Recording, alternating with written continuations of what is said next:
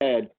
Somebody introduce me and I'm ready to roll. Sure. Good morning, and thank you for joining us today. My name is Mike Oates. I'm the President and CEO of Hudson Valley Economic Development Corporation.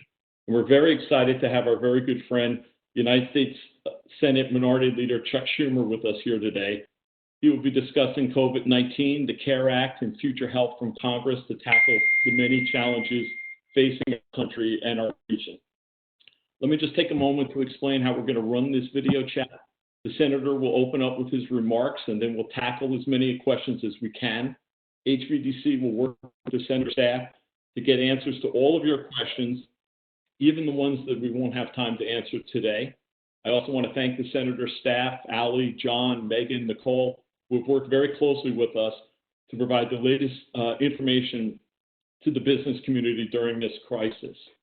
Senator, we have many businesses, nonprofit, and community leaders on the call today, all eager to hear from you. So, Senator, thank you again for your time, and I'll turn it over to you. Great. Thank you, Mike. And thank you for the great job you've done in the Hudson Valley for the decades that I've known you. You're a blessing to the Hudson Valley and to everyone else. And I want to thank your whole team at HVEDC for working around the clock during these very difficult times. Our small businesses and our nonprofits are the mainstay of the Hudson Valley, and without you, it would be difficult. I also want to thank so many of the Hudson Valley heroes who responded to COVID-19 on the front lines. Healthcare workers from Cornerstone and Vassar Brothers and Westchester Medical Center, Montefiore, St. Luke's, I know are on the call. Thank you for the amazing work you are all doing. I also want to take a moment to thank the businesses that have stepped up. I was happy to help Access Supports for Living and Black Dirt Distillery clear federal hurdles so they could start using 192 ethanol from Orange County's black dirt to make hand sanitizer. So thank you for stepping up as well. This is what America and the Hudson Valley is all about. Everybody tries to help out, and that's a great thing. And we have other groups. Hudson Valley Additive Manufacturing at SUNY New Paltz created 3D printed face shields for vulnerable populations that could be used like at wonderful places like the Center for Discovery. So thanks, everybody. Let me give you a little bit of background here, and I'll try to take some questions because we had great trouble with the webinar. I'm 15 minutes late, and I have to be off the call by about 10:30, 10:35 at the very latest. Okay, so first, let me hope all of you are safe. Please practice social distancing. It works. It's the only thing we know that works best.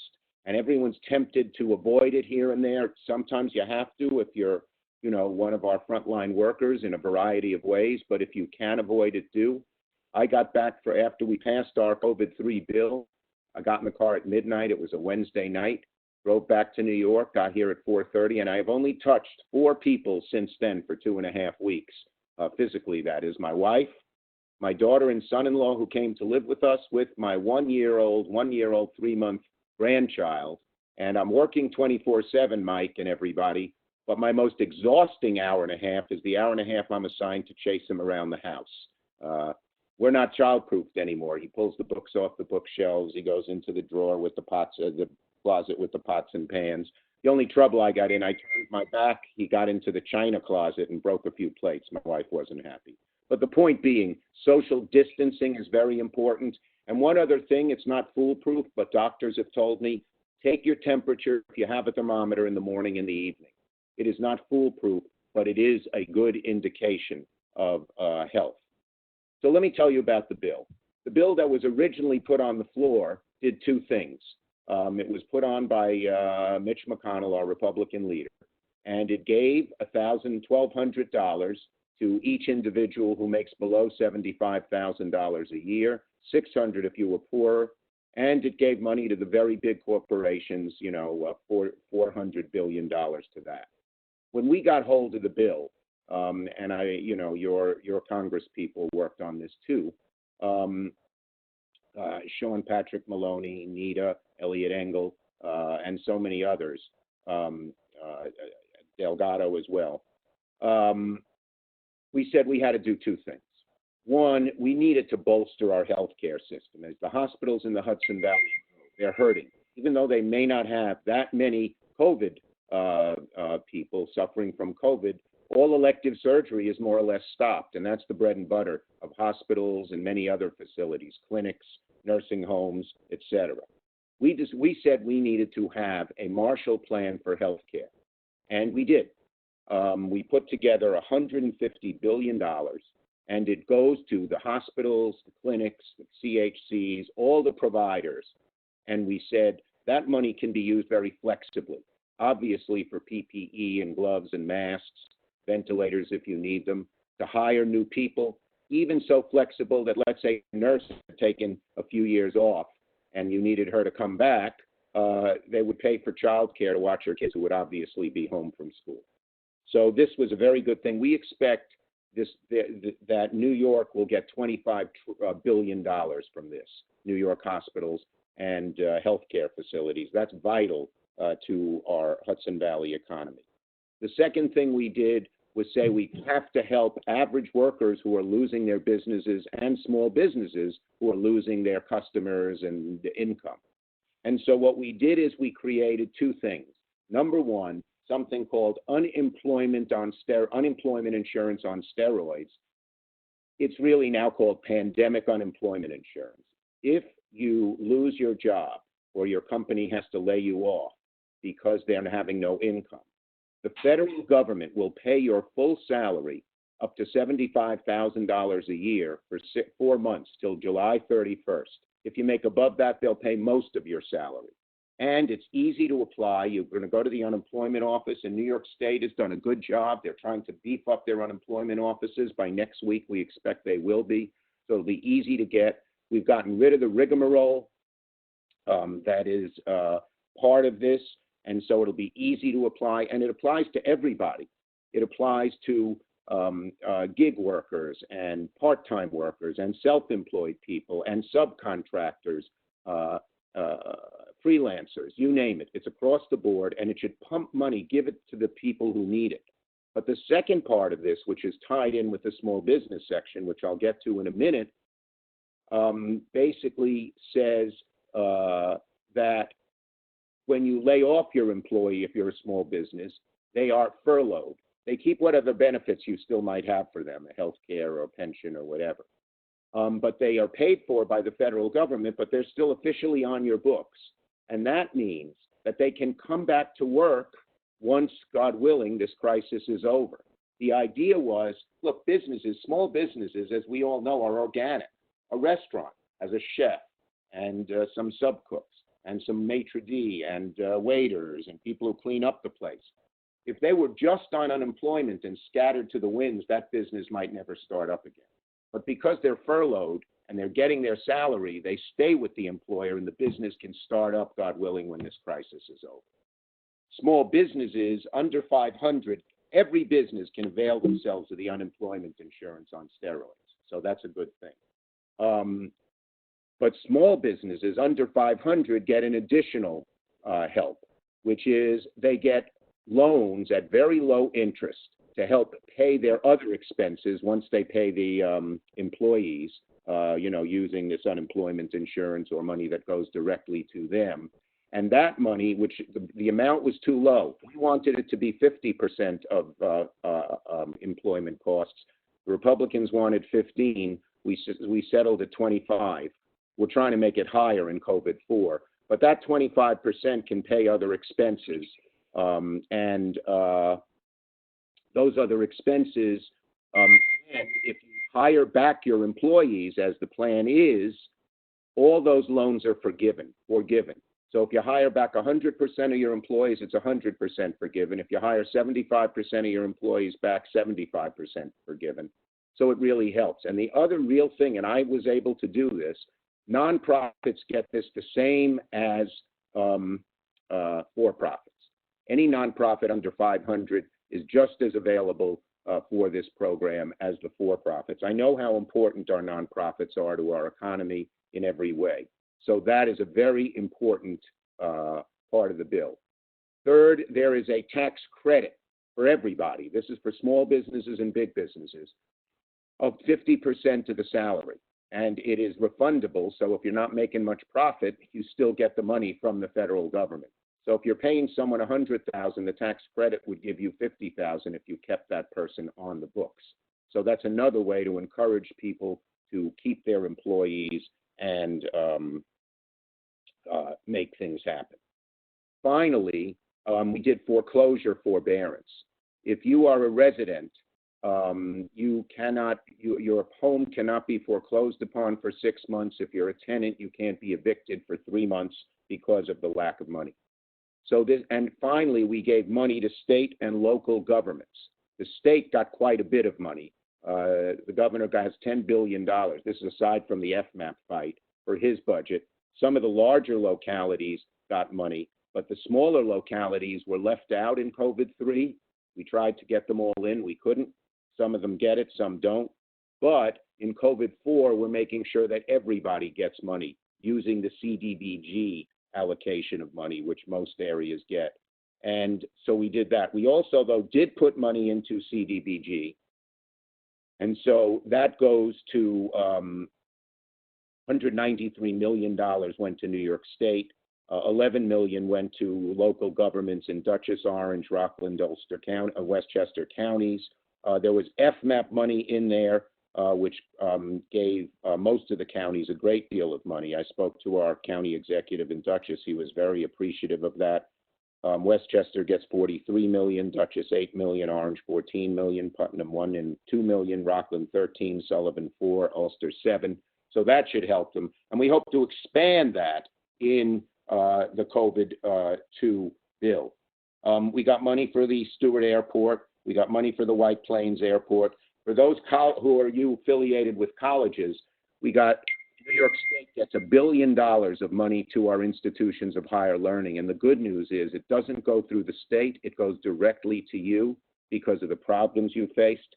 So the bottom line is that this bill has tried to cover many of the areas where we need help in an economy like the Hudson Valley economy. I'd say two things. First, New York does very well under this. Our delegation made sure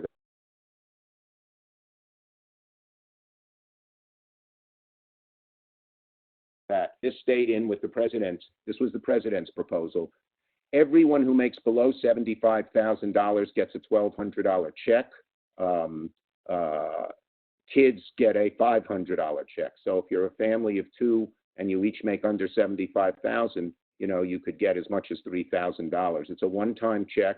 They thought they would get the checks out to the administration very quickly. They originally said April 6th. That obviously hasn't happened. I don't know if anyone on the line has gotten checks. They're not giving us, they're not too transparent. But supposedly everyone will get them relatively soon. Final thing I'd say is this. We will have a COVID-4. We have to improve certain things. The SBA loans are going out very slowly. Banks are overwhelmed with the request.